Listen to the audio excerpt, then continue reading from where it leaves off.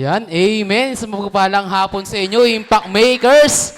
Yan, mukhang masaya naman ang bawat isa. Masaya ba kayo, Impact Makers? Masaya ba kayo? Isang may amen niya o malakas, isang malakas sa amen niya kung masaya kayo?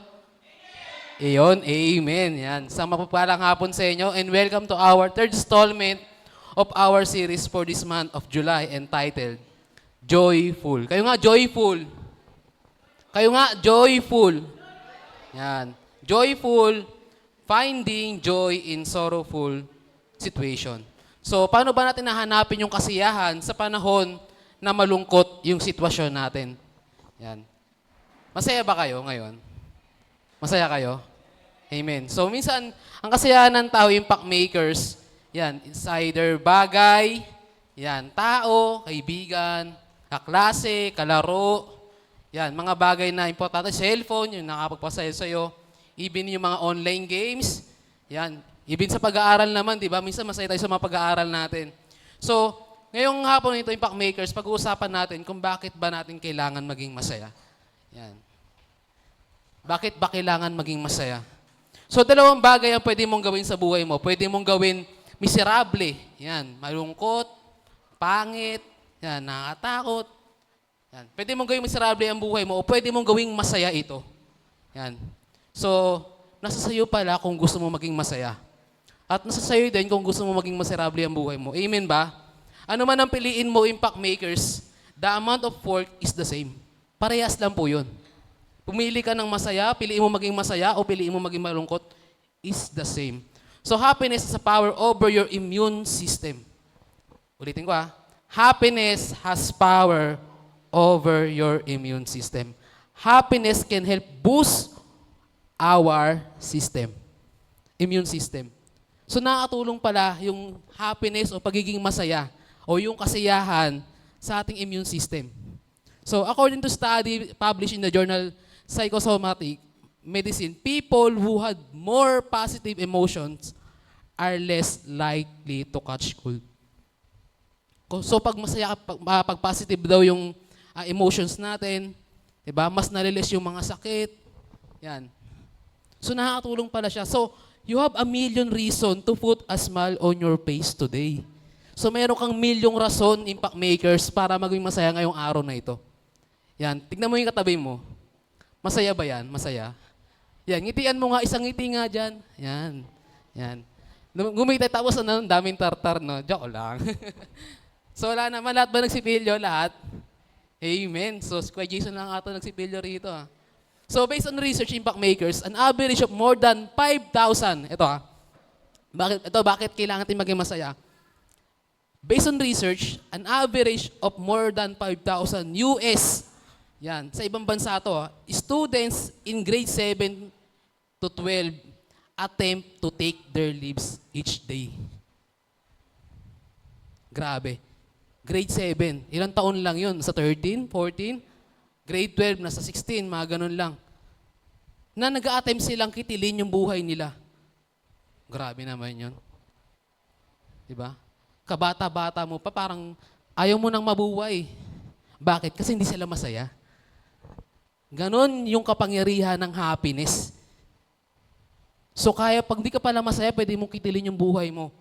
Pwede mong sayangin yung buhay mo. So more teenagers and young adults die from suicide than from AIDS. Yan.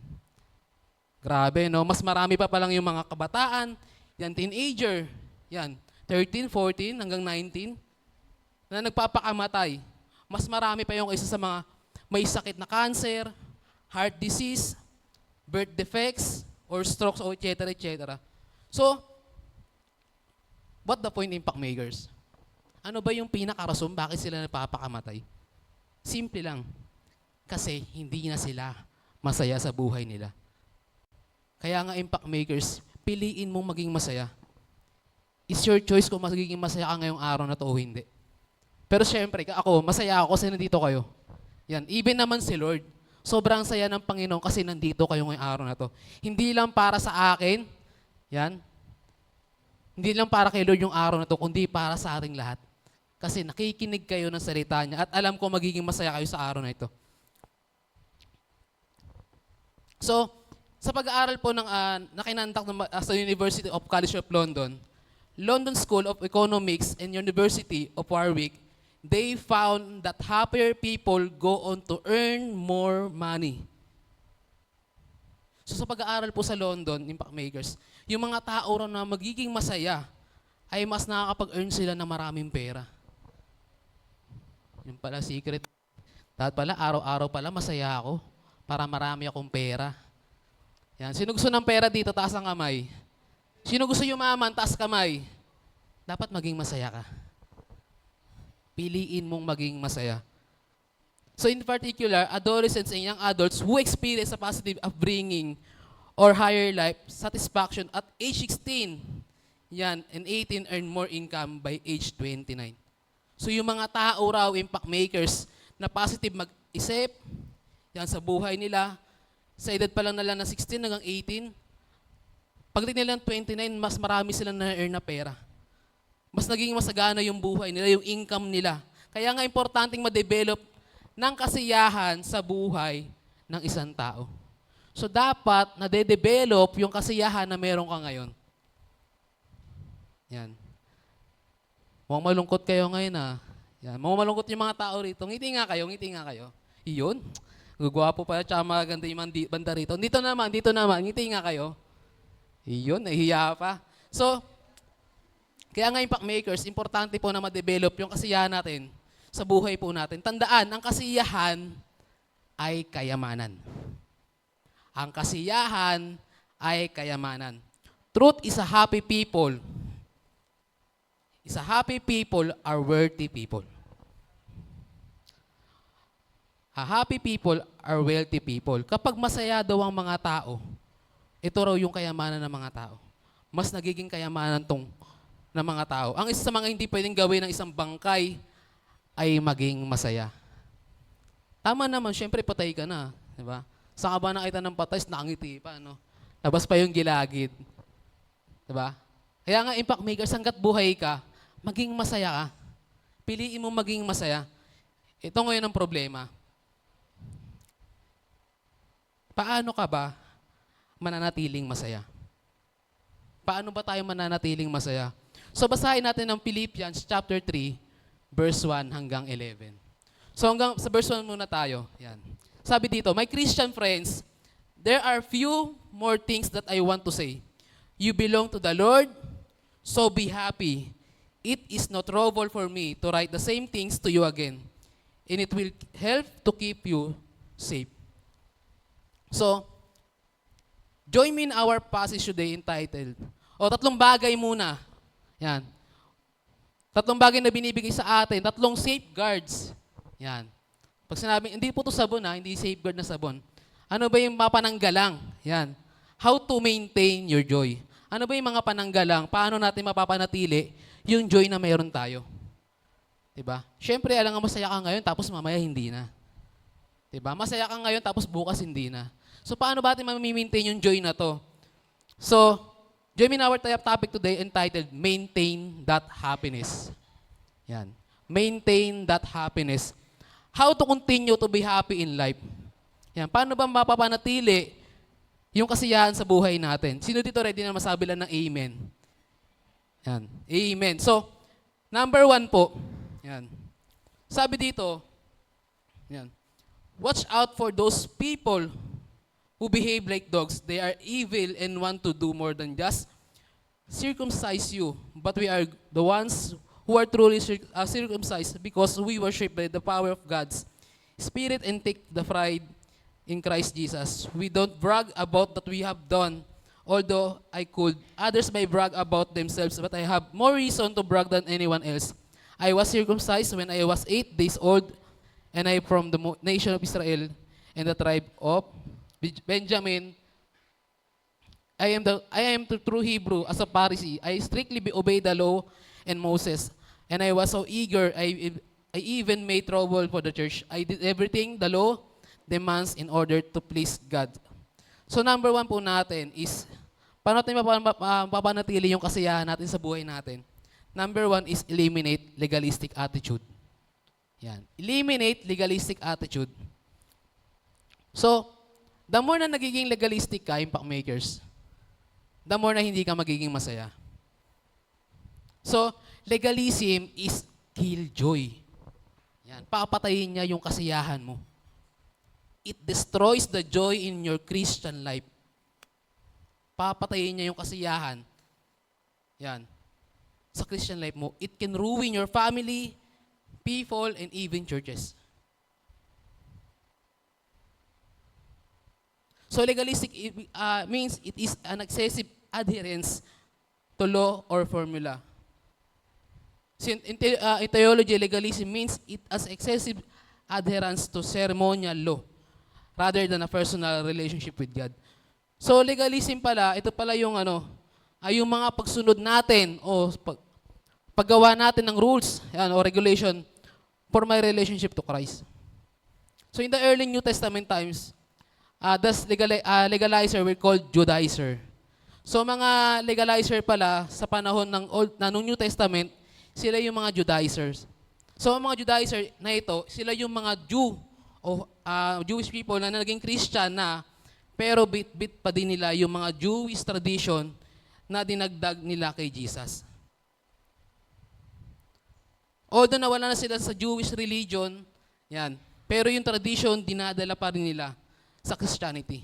So that time kasi impact makers, yan, yung circumcise, yung pagpapatuli, yan. So hindi naman lingid sa alaman ng bawat isa, yan, siyot na rin naman kayo. So ang pagpapatuli po ay malaking bagay po yun.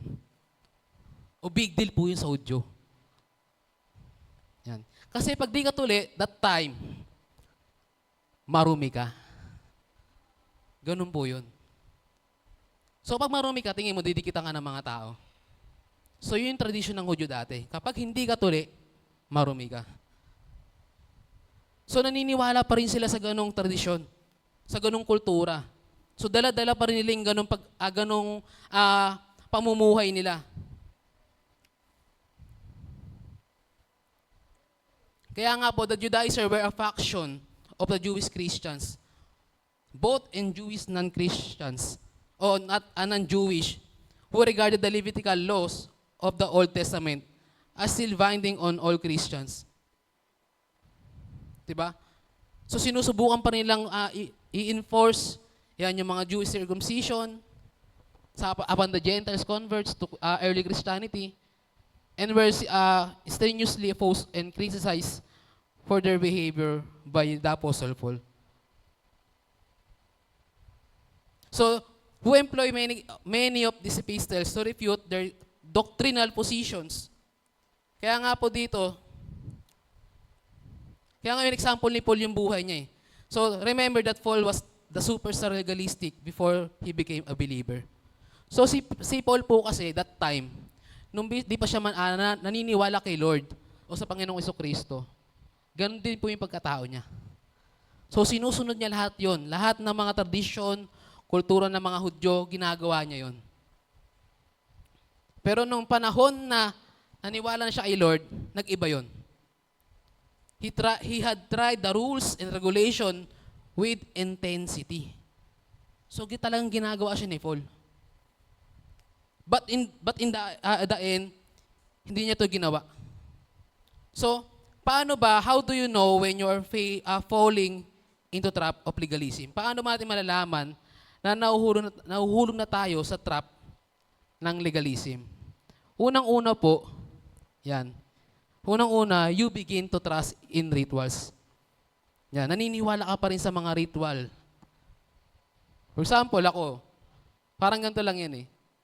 Nung Katolik pa ako, nung nagsisimba pa ako sa Katolik, naniniwala ako na kapag may patay, bawal ka magwalis.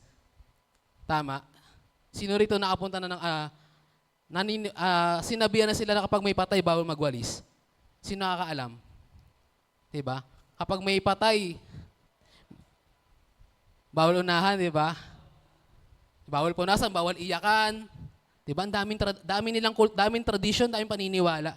So, nung naging Christian na ako, yan, minsan pa nga naalala ko, sabi na sa akin ng mentor ko, na minsan pala, yung pagpatay na, 'Di ba? Yung tinitirikan pa ng kandila. Yan, minsan ano pa eh, bubulong pa sa patay, 'di ba? Pupunta ka sa nicho, magtitirik ka, sabihin mo sa mag-anak mo, nakuhaan niyo na yung sakit mo. Dati naniniwala ako sa ganun. 'Di ba? Galing eh, no? Patay na may kapangyarihan pa. So ganun yung paniniwala ko. Pero ngayon kasi naging Christian na ako, hindi na. Nagbago yun. Same lang din kay Apostle Paul that time.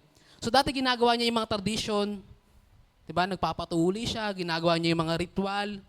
Yan. Pero nung naniwala na siya kay Jesus, nagbago yun. So malalaman pa lang na nahuhulog ka na sa trap ng legalism kapag nagsimula kang maniwala sa mga ritual. So sa verse 5 sabi diyan, I was circumcised when I was 8 days old. Bata pa lang po si Paul, naniniwala siya sa ganun. Talagang tuloy na siya. So impact makers, hindi ko sinasabi na kasi syempre ako naman Katoliko pa rin yung magulang ko eh. Pero pagdating sa mga ganung bagay, sa mga ganung tradisyon, hindi na ako naniniwala. Hindi ko na ginagawa yon. So, malalaman pa lang natatrap ka na sa mga ganito kapag naniniwala ka rito. So, dapat hindi na. Huwag kang maniniwala. Ayan po. Sa mga magulang nating Katoliko, hindi ko sinasabi mo sila sundin. Pero kung alam mo na yung tama, na hindi mo na dapat ginagawa, huwag mo nang gawin. Amen? So, pangalawa, you begin to trust in race.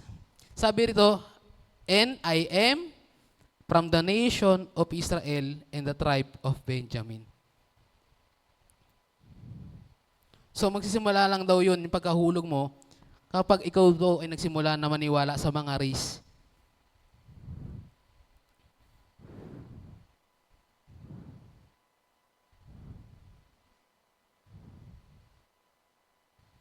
So pangatlo, yan, how do you know when you are falling into trap of legalism?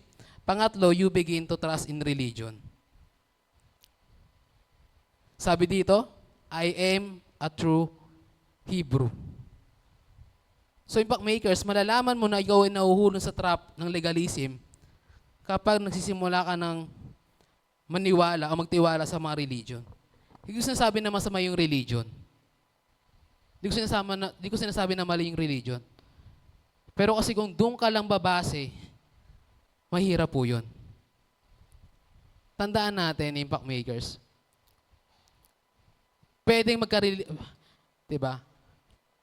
Kayo ba ng magulang mo magka-religion o magka-relasyon? Yan. Kayo ba ng kaibigan mo o ng best friend mo, magka-religion ba kayo o magka-relasyon? So hindi ko sabi na huwag ka maniwala sa religion. Pero dapat, mas lamang yung relasyon. Diba? Doon pa lang malalaman mo na nahuhulog ka na sa trap ng legalism. Kasi ito namang mga Pariseyo na to, yung mga Pariseyo that time, yung mga Jews people, magaling naman sila eh. Alam nila lahat ng law, yung batas. Diba? Kapag nagkamali ka, nagkasala ka, parurusahan ka. Kapag sumagot ka sa magulang mo at mali nakita nilang mali ginagawa mo, paparusahan ka nila. Stone to death. Diba? Tama naman, nagawin mo yung na makareligion ka. Pero mo sana mawawala yung makarelasyon ka din. Pangapat po, you begin to trust in rules. Kapag natitiwala ka na sa rules na to, as a Pharisee, I strictly obey the law of Moses. Stricto po sila na sumusunod sa batas ni Moses o sa law ni Moses. So Paul keep the rules. Paul kept the rules. In fact, the Pharisees took the 10 commandments and they expanded them into 613 other commandments. Yung 10 commandments o 10 utos ng Diyos ay in-expand pa nila hanggang sa maging 613 po. Diba? Yung 10 utos lang ng Diyos, ang dami pa. Ito na nga lang eh. Yung 10 utos ng Diyos doon, isa lang hindi mo magawa. Nagkasala ka na eh. Yung pa kayang 613, lahat yung gagawin mo, ay nako. Yung sagutin mo nga lang yung magulang mo ng wait lang eh. Alam nyo ba na for example, intusan ka na magulang mo, nabili mo ako na ito. at hindi ka sumunod, alam bang kasalanan na yun? Bakit? Hindi ka marunong sumunod sa magulang mo. Kapag sinagot mo yung magulang mo that time sa panahon nila, ano man pwede ka nilang patayin sa pamamagitan lang ng bato. Kasalanan na yon. Yung 10 Commandments pa lang, mahirap na. Yung gawin pa kaya yung 613. Actually, ang mga Pharisees, hindi magluluto ng itlog.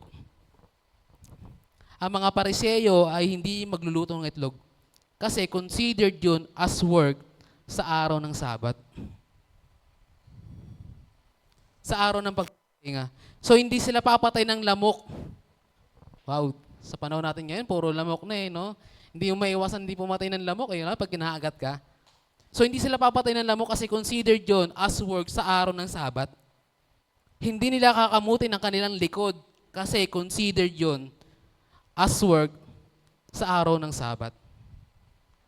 At lastly po, you begin to trust in reputation.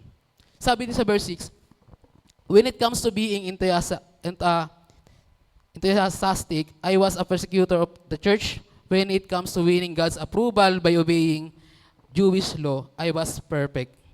So the more na nagiging legalistic ka, impact makers, the more na lulungkot yung buhay mo. The more na mas ginagawa mo yung tradisyon, the more na malulungkot ka o lumulungkot ka. Kasi parang, alam mo yun, parang nahaharangan yung yung dapat mong gawin, yung gusto mong gawin. Kasi bawal mong gawin kasi tradisyon, kultura, diba? Yung gusto mong maging masaya pero may pumipigil sa'yo.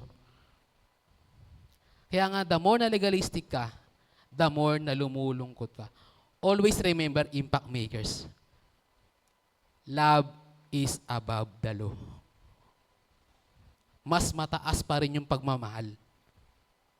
Kaya kung mapapansin natin, si Jesus Christ, yung babaeng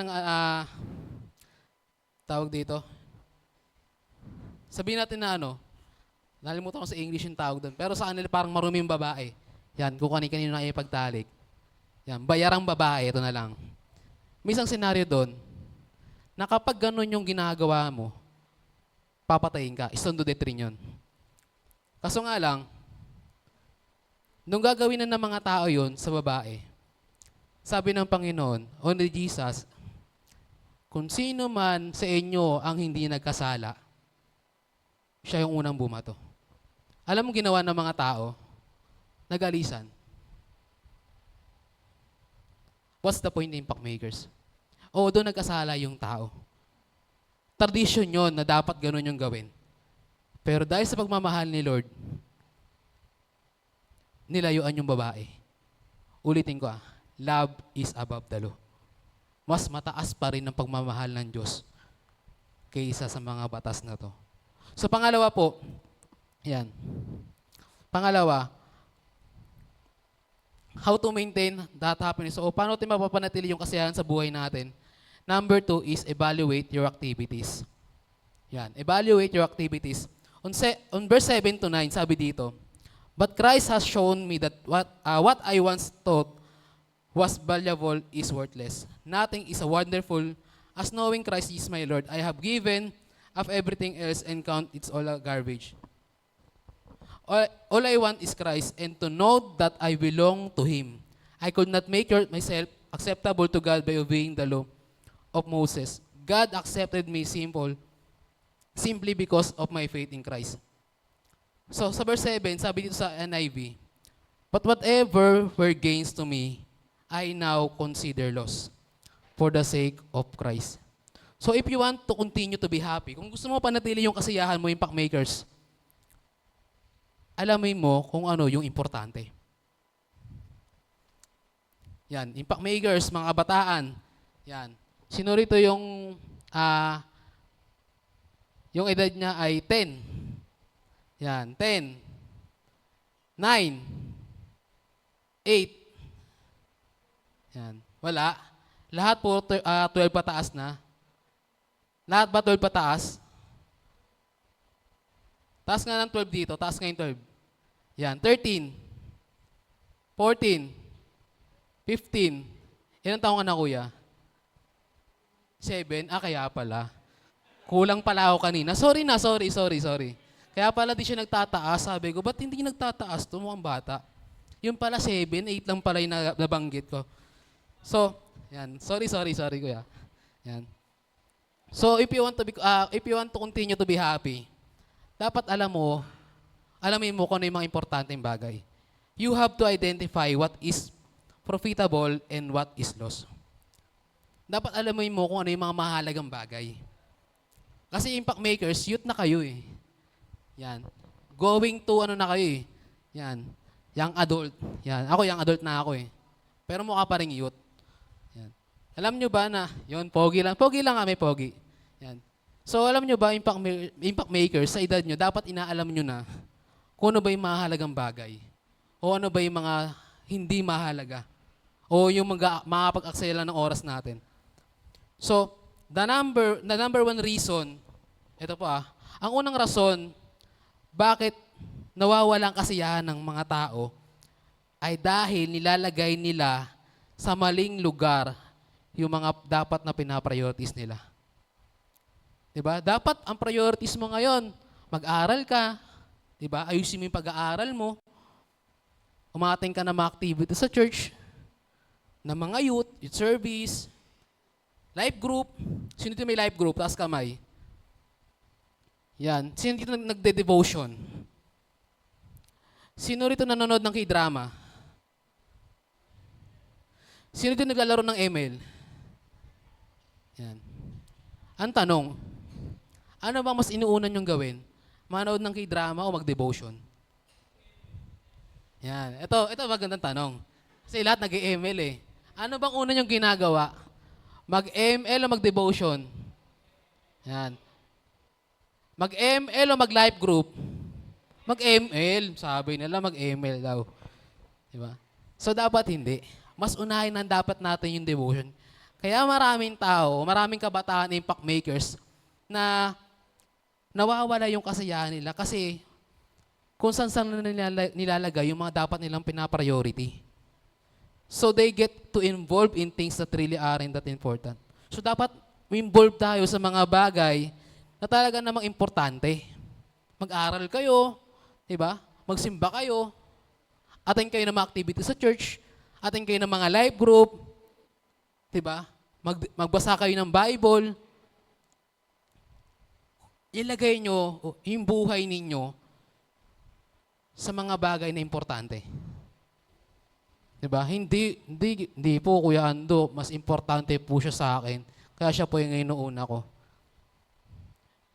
Siya po yung kinachat ko kasi siya lang po nakakaintindi sa akin. Siya yung priority ko buong buhay ko. Siya lang po, Kuya Ans, wala nang iba. Talaga ba? Yan. Crush pa more. Diba? Ang masakit ng crush mo, di ka crush. Tapos pinapriority mo pa. Imbis na dinidevotion mo, kinachat mo pa. Diba? Wag ganun, Gar. Wag ganun, Gar. Okay. So, impact makers, dapat nilalagay mo yung buhay mo sa mga bagay na importante. Life is too short to be wasted. Maikli lang ang buhay para sayangin natin. So you have to identify it. Dapat identify mo yung buhay mo. You have to evaluate your activities. Dapat alam mo o suriin mo. Ito impact makers suriin mo kung ano ba yung mga ginagawa mo. Suriin mo yung ginagawa mo at i-priority mo yung dapat mong i-priority. Amen po ba? So Paul is saying that what matters most, ano sinabi ni Paul dito, kung ano ba yung mga dapat, pinakamahalaga. Yan, hindi to yung prestige. Yan. Hindi yung pedigree. Diba? Hindi yung mga ninuno mo, yung mga buhay nila dati, yung mga position, yung possession, yung karangyaan, diba? Yung kapangyarihan na meron ka, ito ba yung mga importante? Hindi eh. Ano ba yung mga bagay na dapat natin pinapriority? O dapat natin ginagawa? ano ba yung mga dapat na pinaka-importante sa buhay natin? Impact makers, you can have it all. Mayroon ka man ng mga bagay na to. Mayroon ka mang kayamanan, karangyaan, mataas na posisyon, anak ka ng presidente, anak ka ng mayor, anak ka ng chairman ninyo, anak ka ng tanod. Yan. Mayroon ka man ng lahat ng ito, impact makers. Tandaan mo, hindi ka pa rin mananatiling masaya, but you will still be unhappy. Sabi sa Luke chapter 12, verse 15, then he said to them, watch out, be on your guard against all kinds of greed. A man's life does not consist in the abundance of his possessions. So okay naman na kumita, okay naman na may pera ka, okay naman na meron kayong karangyaan. 'Di ba? Ubusin mo yung panahon mo para kumita. 'Di ba? Okay naman kumita, pero nakalimutan mong kitain ang pamilya mo. So, ano ba importante? Yung pera o pamilya? Pera o si Lord? Pera o simbahan? Sana impact makers, hanggat bata kayo, maintindihan natin kung ano ba importante. Ano man meron ka ngayon, kayamanan yan, tandaan mo, hindi yan yung mas mahalaga. Aanhin mo yung pera kung hindi ka naman nagiging masaya. Diba? Aanhin mo yung pera na meron ka kung malayo ka naman kay Lord. Aanhin mo yung pera kung sira naman yung pamilya mo. What is more, I consider everything a loss because of the surpassing worth of knowing Christ Jesus my Lord. For whose sake I have lost all things, I consider them garbage that I may gain Christ. So sabi ni Paul dito, impact makers, okay lang na mawala sa kanya lahat. Kasi natagpuan niya na si Jesus. Sana ganun din tayo. Okay na mawala si crush. At least natagpuan ko si Christ. Diba? Tama ba? Sana ganun din tayo. Okay lang na mawala si crush basta natagpuan mo si Christ. Hindi mahalaga si crush, ang mahalaga si Lord. Diba? Ang mahalaga may oras ka sa Panginoon. So just an important lesson in life is that you need to know what is garbage and what is gain. So napaka-importanteng lesson sa buhay natin ng impact makers na kailangan mong malaman kung ano ba yung mga basura at ano ba yung yung mga mahalagang bagay. So minsan ako naman marami akong kaibigan, pero pili lang yung mga kaibigan ko. Sa ngayon mas nilalapitan ko yung mga kaibigan ko na meron akong makukuha sa kanila. At nilalayuan ko yung mga kaibigan ko kung saan ako masisira. Kung saan magiging parang patapon yung buhay ko. Dapat alam mo kung ano yung basura at alam mo dapat kung ano yung maganda. Malinaw dapat sa'yo na kaya mong itapon ng isang bagay sa basurahan kasi nga basura. Sino rito aamin? Yan. Naglalagay siya ng basura sa bag niya. Diba? Diba ang dami? Pero minsan, ang pangit tignan kapag may basura sa bag mo. Diba? So, ang gagawin mo, tatapon mo sa tamang lalagyan. Dapat ganon ka rin, impact makers. Dapat kaya mong itapon ng isang bagay sa basurahan kasi nga basura. Kaya lang maraming mga tao ang itinatapon kung ano yung importante at itinatabi kung ano ang basura. Wag mo hayaan mawala yung basura na yan. Diba? Basura nga eh. Tapon mo. Okay lang mawala yan kasi nga basura. Saan ba nakita ng basura? Hindi, sabi ng iba maganda rin yung basura eh. Diba? Okay lang yung basura. Hindi, basura nga eh. Dapat ang basura tinatapon. Tama, hindi iniipon. Amen, impact makers. Actually, kapag nakita natin ng garbage sa Greek, hindi lang basta basura ito. Makinig kayo, impact makers. Kapag nakita natin ang garbage sa Greek, hindi lang basura ito, kundi dumi ng tao. Ito ang tinatapon ni Paul kapalit si Kristo. Yung basura na meron siya. Yung dumi na meron siya. Kinukonsider ni Paul ang lahat na basura dahil nakita niya na ang kayamanan niya si Kristo. Actually, ang galing nga ng kahit naman ako nakita ko yung buhay ni Paul. Kapag binasa niyo yung kwento ni Paul, kung tutusin talagang basura buhay ni Paul. Mamamatay tao, di ba? Kalaban niya ng mga Kristiyano that time yun Talagang manguusig si Paul. Pero nung na-encounter niya si Lord, grabe yung niya. Grabe yung ministry ni Paul. Grabe yung ginagawa niya para sa Diyos. Talagang mas okay sa kanya mawala lahat ng meron siya. Basta meron siyang Diyos sa buhay niya. So you have to evaluate your activities. Ang ginagawa mo ba ay basura o kayamanan? Impact makers, ang ginagawa nyo ba basura o kayamanan?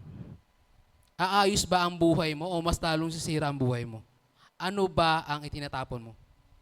At ano ba ang pinapanatili mo? Tapon mo kung ano yung dapat mong itapon. At kuhain mo yung dapat mong kuhain. Kailangan natin evaluate ang ating mga ginagawa. Nang sa gayon, hindi tayo nagtatapon ng oras. Hindi nasayang oras natin at hindi kinakain ang tunay na kaligayahan natin. Huwag mong sayangin ang buhay mo huwag mong sayangin yung buhay mo at ang oras mo sa mga bagay na walang kakwenta-kwenta. Huwag mong hayaan na kinakain ng mga pangit na bagay, pangit na sitwasyon, di ba? Malulungkot na pangyayari, yung kaligayahan natin. Impact makers, evaluate your activities. Pangatlo and lastly, on verse 10 hanggang 11, sabi dito, my aim is to know Him, to experience the power of His resurrection, to share in His sufferings, and to be like Him in His death, and so somehow to attain to the resurrection from the dead. So pangatlo natin, paano natin mapapanatili yung kasiyahan sa buhay natin? Pangatlo, expand your ambitions. Kayo nga, expand your ambitions. So, sinasabi ni Paul dito, the number one goal ng buhay natin is to know Christ better and better. So, challenge ko lang sa impact makers. Never stop growing and developing your relationship with Christ. Huwag mong hayaan huminto yung paglago mo. Huwag mong hayaan na mahinto kung saan ka lalago. At dapat i-develop mo pa yung relasyon mo kay Kristo o kay Lord. So, because the moment you stop growing, into impact makers, kapag huminto ka na lumago, magsisimulang mawala yung kasiyahan mo. Kapag tinigil mo na yung paglago mo o ayaw mo nang lumago, doon na magsisimula mawala yung kasiyahan mo. Why? Ako sa experience ko, impact makers. Kasi dati nag-aaral ako ng high school. 3 beses ako nag-high school. 5 beses ako nag-ALS. Nag-testa pa ako, hindi ako makagraduate. So naisip ko, huminto na lang ako sa pag-aaral. Total, ayaw ng pag-aaral sa akin. Sabi ng ganon, ayaw ng pag-aaral sa akin ako gusto ko ng pag-aaral, pero yung pag-aaral sumusuko sa akin. Kasi ganun katwiran ko dati. So ang ginawa ko, huminto na lang ako. Tapos, nagtrabaho, huminto sa trabaho, tumambay. Tapos, sabihin natin, 4 na taon na akong tambay. Tambay, as in tambay, walang ginagawa, kahain tulog, pasarap buhay, gala. Alam mo di ba naging malungkot buhay ko? Why? Kasi hindi na ako lumalago. So yung buhay ko, humiikot na lang. Kapag ang buhay mo paikot-ikot na lang, yung routine mo paulit-ulit na lang, maniwala ka. Malulungkot ka. Kasi parang hinahanap mo, ano ba yung maganda sa buhay? Ano ba yung pwede maging maganda sa buhay ko? Ano ba yung dapat kong gawin para mas maging masaya ako? Kaso kung paulit-ulit na yung ginagawa, maniwala ka. Hindi ka nalalago. Kasi nga, huminto ka na sa paglago. Kaya doon magsisimula, mawala yung kasiyahan mo. So how do you get to know God in personal way? Paano ba natin malalaman? O paano natin malalaman ang personal way o tamang pamamaraan? So number 1 po, kailangan natin ng time. It takes time to know anybody. So kung gusto mo makilala yung kaibigan mo, yan. Kung gusto makakilala ng ibang tao, kung gusto makilala yung katabi mo, yan. Kung di mo kakilala yung katabi mo, diba? Kung gusto mo makausap yung katabi mo, kung gusto mo makilala yung crush mo, diba? Kailangan mong paglaanan ng oras. It takes time. Kailangan ng oras niyan. It takes time to develop relationship. Kung gusto mo ma-develop pa yung relasyon mo sa Panginoon, kailangan mo ng oras. Kailangan pinaglalaanan mo siya ng oras. Masakit nga eh. Buti nga kay crush, may oras ka. Kay Lord, wala eh. Oh. Diba? Buti pa sa ML, may oras ka. Yung i-develop yung relasyon mo sa Diyos, wala. Puro ka lang ganito. Diba? Puro ka lang ganyan. Tapos, relasyon mo kay Lord, bagsak. So, kailangan mo ng oras para ma-develop yung relasyon mo kay Lord. It takes time to know God. Dapat paglaanan pa ng oras para mas makilala pa si Lord. Hindi lang sapat na kilala mo si Lord, Impact Makers. Ito Impact Makers, tandaan nyo. Hindi lang sapat na kilala mo si Lord. Kung gusto mo mas makilala pa si Lord, paglaanan mo ng oras. Ang pagde-devotion ay pinaglalaanan ng oras. Ang pakikipag-usap sa kaibigan mo, pinaglalaanan ng oras. So, kailangan mo ng oras. Kailangan meron kang time. Pangalawa, talk. Yan. You must talk to God. Para mas makilala mo pa si Lord, kailangan kausapin mo si Lord. Amen. Sino dito nagpipray? Taas kamay. Nagpipray. Yan. Honestly. Yan. Nagpipray. Diba? Kailangan mo kausapin si Lord. Kung gusto mo mas makilala pa si Lord, diba? Gusto mo mas lumalim pa yung relasyon mo kay Lord, dapat marunong ka mag-pray. Remember, Impact Makers, that relationship requires communication. Ang pakikipagrelasyon ay nangangailangan ng communication. Kung gusto mo umusad yung buhay mo, dapat na ikipag-communicate ka. Kung gusto mo lumago yung spiritual mo, dapat na ikipag-communicate ka. Kung gusto mo lumalim pa, nakilalanin si Lord, dapat na ikipag-communicate ka sa Kanya. Listen to Him. Impact Makers, John chapter 16 verse 24. Until now you have not asked for anything in my name. Sabi niya, hanggang ngayon, hindi nyo pa rin hinihingi ang mga bagay na ito sa pamamagitan ng pangalan ko. Ang sabi ni Lord, ask and you will receive. Kapag hiningi mo, matatanggap mo. And your joy will be complete. Impact Makers, much prayer, much joy in your life. Kapag mas lalo ka nagpipray, mas lalong magiging masaya yung buhay mo. Kapag maliit lang yung pananalangin mo, maliit lang din yung kasiyahan mo. Kapag hindi ka nagpipray, hindi ka magiging masaya. So, napaka-importante ng pakikipag-usap kay Lord para maging masaya ka. Pangatlo is trust. Relationship are built on trust. Naniniwala kayo doon? Ang pakikipagrelasyon ay nangangailangan ng trust. Tiwala. Yan. God wants you to learn to trust Him. Gusto ng Panginoon na matutunan mo magtiwala sa Kanya. Sa pag-aaral mo, yan, sa buhay ninyo, sa pamilya mo, sa kapatid mo. Kung may problema ka sa mga bagay na yan, diba? Ang gusto ng Panginoon, magtiwala ka sa Kanya. Kaya ang sabi ni Paul dito, the number one ambition in life is to know Christ at the end of his life. Remember that Paul is in jail in Rome. Diba? Si Paul po, si Apostle Paul, nandun siya sa kulungan sa Roma. Nakakulong po siya, pero he's getting ready to die. Handa na siyang mamatay. He knew Christ already.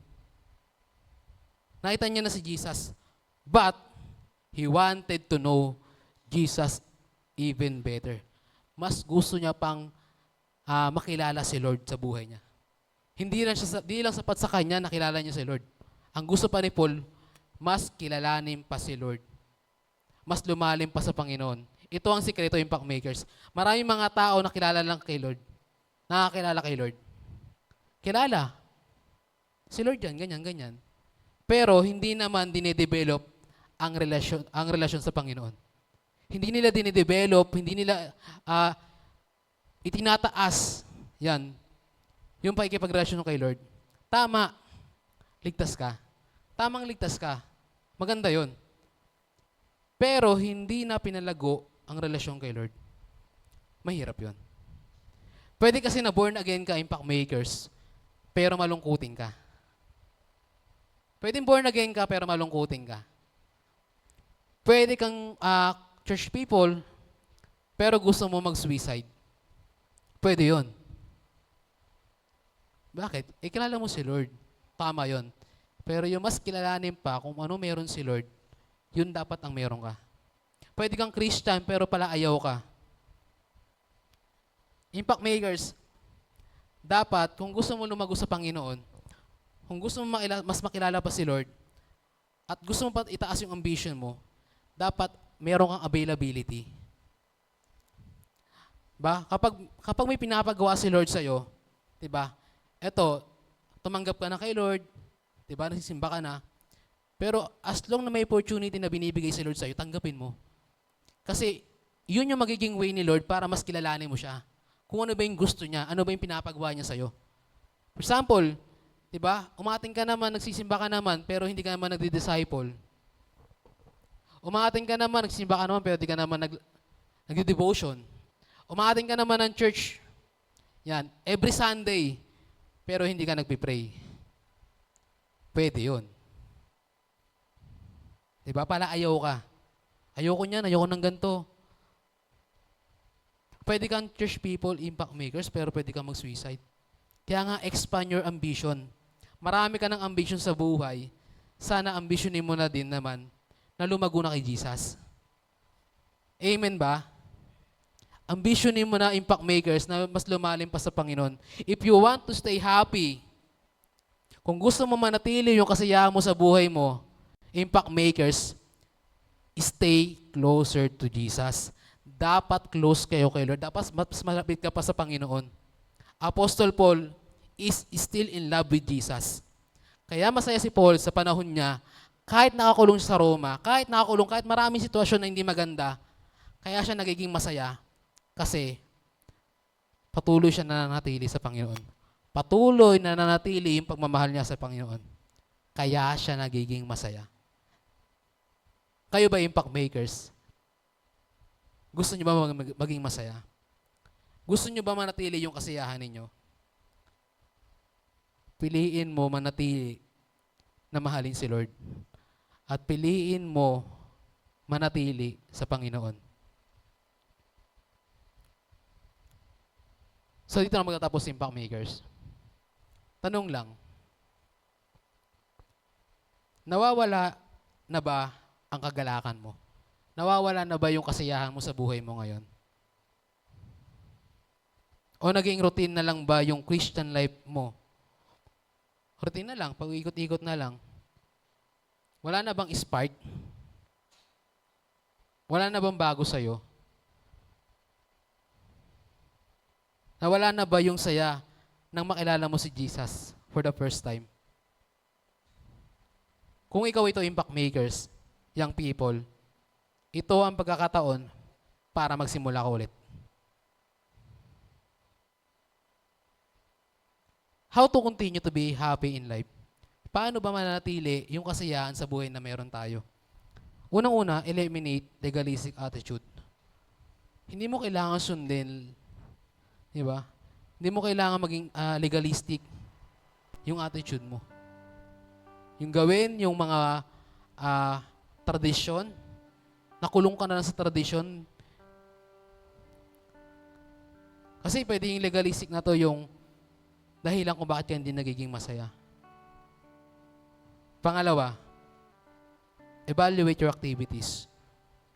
Tignan mo kung ano ba yung ginagawa mo. Mamaya kasi, kaya ka nagiging masaya dahil hindi maganda yung ginagawa mo. Kaya ka hindi nagiging masaya kasi mali yung ginagawa mo. Hindi tama yung ginagawa mo. Kaya hindi ka nagiging masaya kasi iba yung pinapriority mo. Iba yung inuuna mo. Kuya Ans, kaya pala hindi ako nagiging masaya kasi mas inuuna ko yung tumambay, mas inuuna kong magbisyo, maglaro, manood ng mga ganito, kaysa unahin yung kay Lord. Kaya pala hindi manatili yung kasiyahan natin. Dahil kasi hindi natin in-evaluate yung ginagawa natin. Pangatlo and lastly, expand your ambition. Impact makers, napaka-importante na may ambition ka. Napaka-importante na may pangarap ka. Na importante na may gusto kang gawin. Pero dapat, palawakin mo. Huwag mo hayaang manatili yung ambition mo sa ambition. Huwag mo hayaang manatili yung pangarap mo sa pangarap na lang. Dapat palalimin mo pa. Palaguin mo pa. Palawakin mo pa.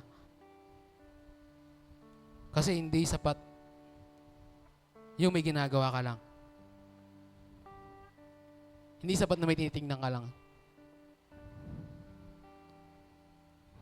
Dapat lumalalim pa. Tayo nga tayo, impact makers.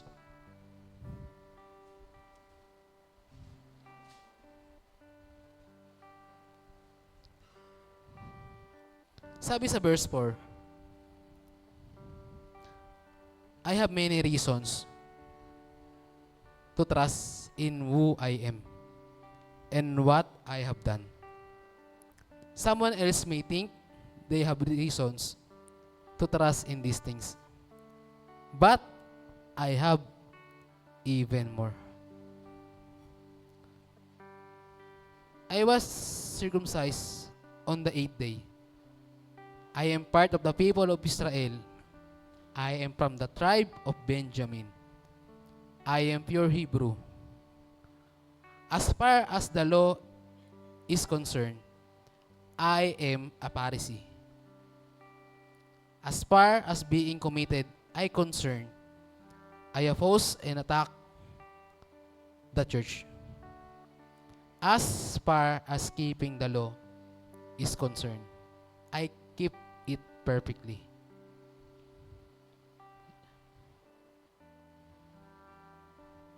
Lahat ng ginagawa ng religious, nagawa ni Paul yun.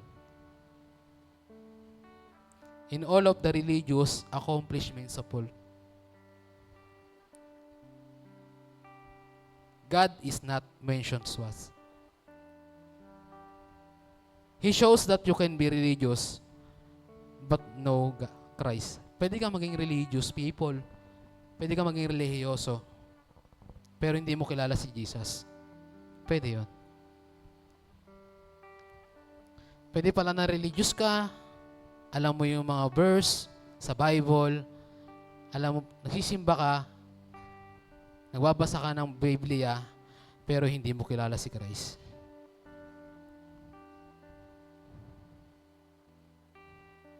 Ang daming ginawang religious activity.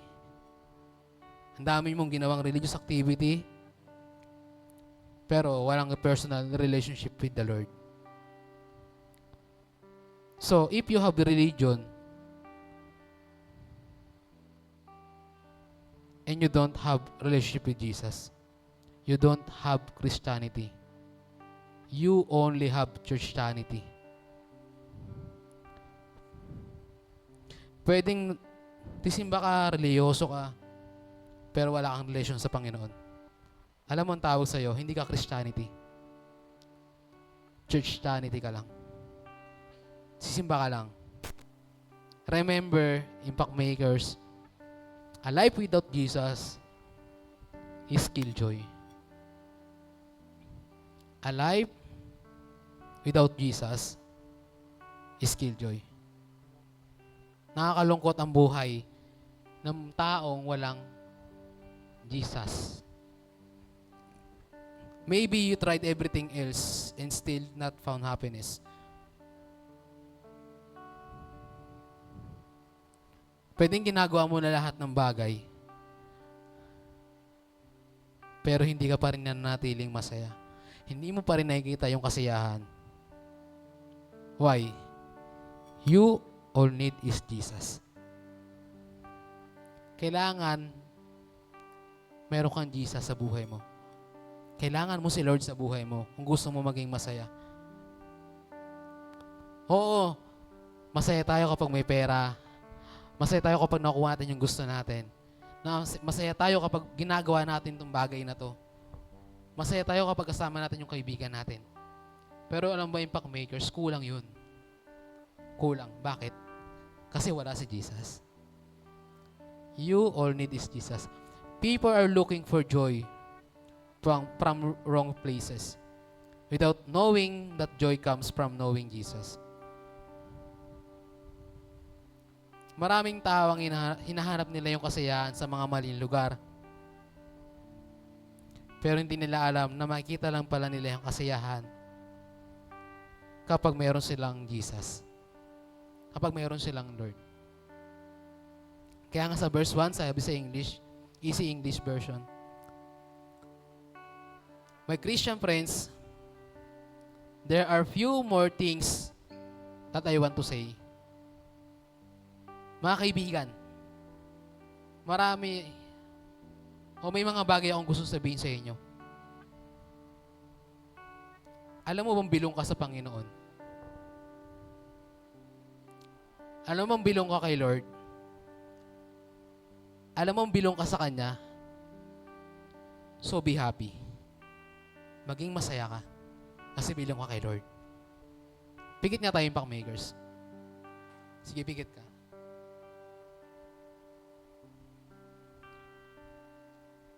Pwede bang kausapin mo si Lord sa oras na ito? Pwede bang magkaroon ka ng time na makipag-communicate kay Lord sa oras na ito?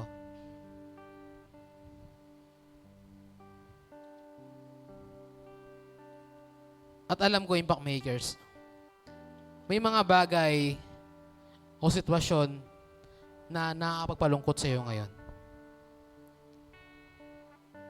It's either sa family mo, sa pag-aaral mo, financial problem, sa kaibigan mo, o kahit saang bagay. Hindi ko alam. Pero alam po, ikaw, alam mo. Alam ko na malungkot ka. May mga lungkot sa buhay mo na hindi mo masabi kasi nahihiya ka. Nahihiya ka sabihin sa magulang mo, sa kaibigan mo. Pero alam mo ba na pwede mo sabihin yan sa Panginoon?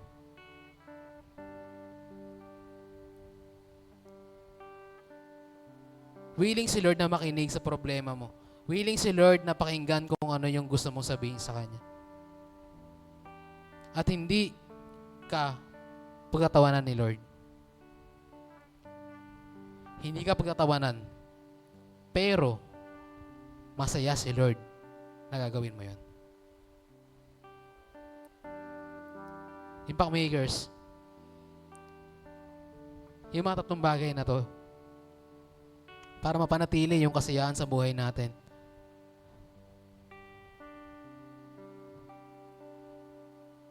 Diba? Legalistic, evaluate,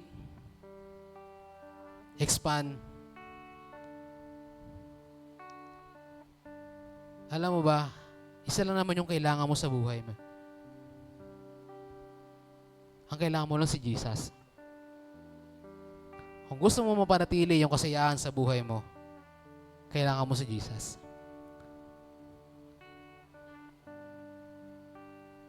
Grabe, grabe si Lord. Grabe yung pagmamahal ni Lord sa'yo. Kasi may rason ka naman para hindi pumunta. May rason ka para hindi mapakinggan yung preaching. May rason ka para umayaw. Pero dahil sa mahal ka ni Lord, nagkaroon ng rason si Lord para pumunta ka rito. Dahil gusto ng Panginoon na malaman mo kung paano ka magiging masaya. Ano ba yung mga paraan paano ka magiging masaya? Ano ba yung mga dapat mong gawin para maging masaya ka?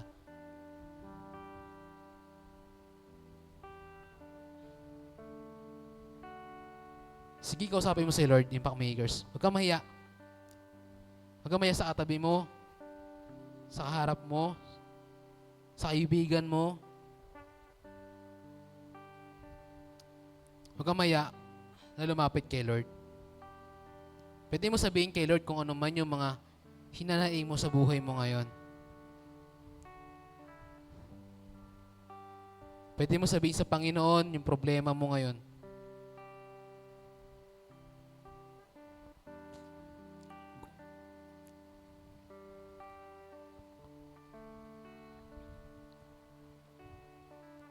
Kung gusto mo ayusin, magpaayos ka.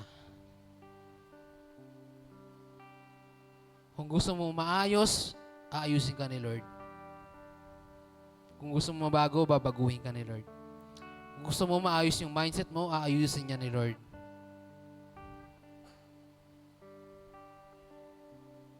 Gusto mo itama ni Lord yung puso mo, gagawin niya ni Lord, yung Makers. Lord, sa hapong ito, lubos kami nagpapasalamat, Panginoon.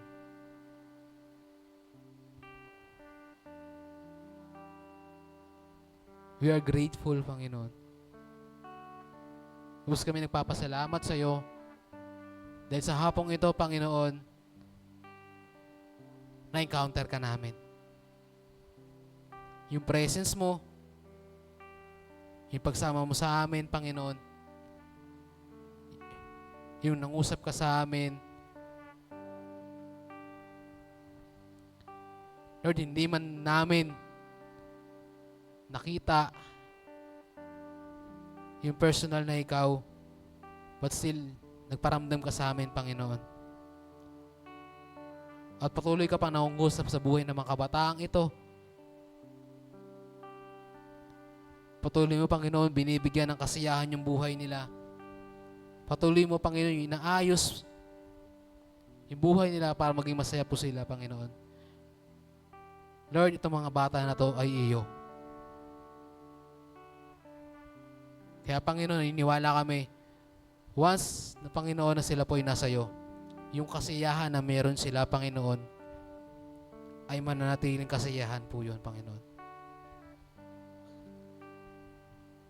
Lord, may mga bagay man, Panginoon, kami ginagawa na hindi namin makalimutan. Lord, itama mo puso namin, Panginoon. Itama mo ito, Panginoon, sa gayon, Lord God. Mas magawa po namin yung kasiyahan, Panginoon. Hindi po, Panginoon, maharang ng mga bagay na to, yung kasiyahan na dapat namin gawin, yung magpuri sa iyo, Panginoon.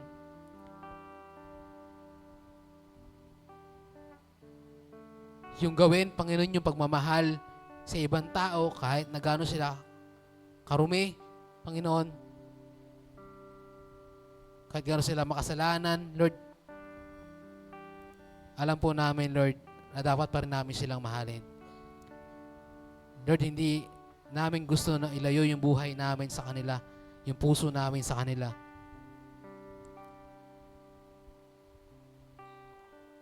Tunay nga, Panginoon, yung pagmamahal mo ay mas mataas pa, Panginoon,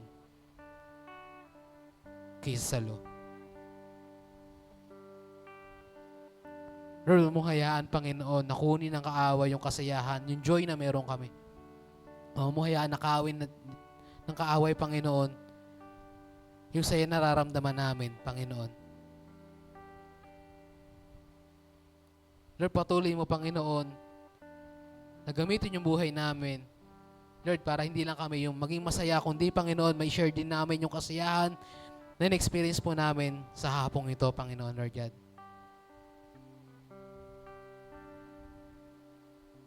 Lord, gusto namin evaluate yung sarili namin. Ano ba yung ginagawa namin? Ano ba yung pinapriority namin? Ano ba yung dapat namin mas gawin, Panginoon, mas unahin? This time, Panginoon, nakita namin, natuto kami, Panginoon, na evaluate yung sarili namin, unahin yung mga priority, unahin yung gawain mo.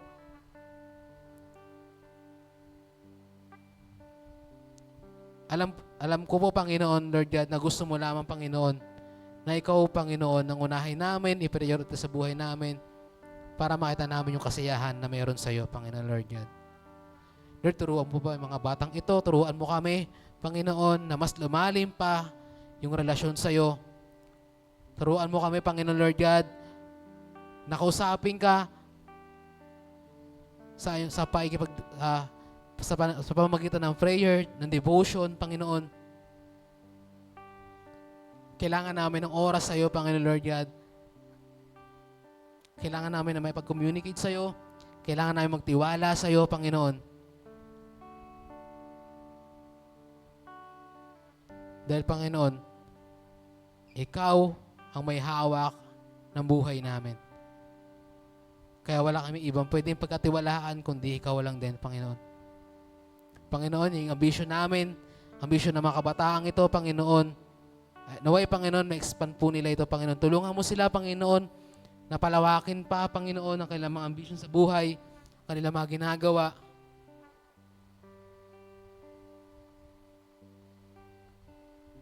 Tulungan mo sila, Panginoon, maabot yung pangarap nila, yung gusto nila. Lord, huwag silang manatili kung ano yung meron sila. Kundi, Panginoon, i-explore pa nila yung buhay nila. Lord, sa ministry, sa youth service, Panginoon, sa mga activity ng church, Panginoon, even sa kanilang pag-aaral, sa kanilang pamilya, sa kanilang mga kaibigan, Panginoon, naway, Panginoon, magamit po sila para itaas yung pangalan mo, Panginoon. Lord, alam po namin, sa hapong ito, Panginoon, naging masaya po ang bawat sa amin. Lord, hindi lang po kami naayos, kundi, Panginoon, natuto din po kami.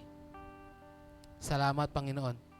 Minsan pa, Lord, sa iyo po na binabalik, amayang papuri, pasalamat, pagsamba, sa pangalan ni Jesus. Amen and amen. Palakpakan natin si Lord Impact Makers.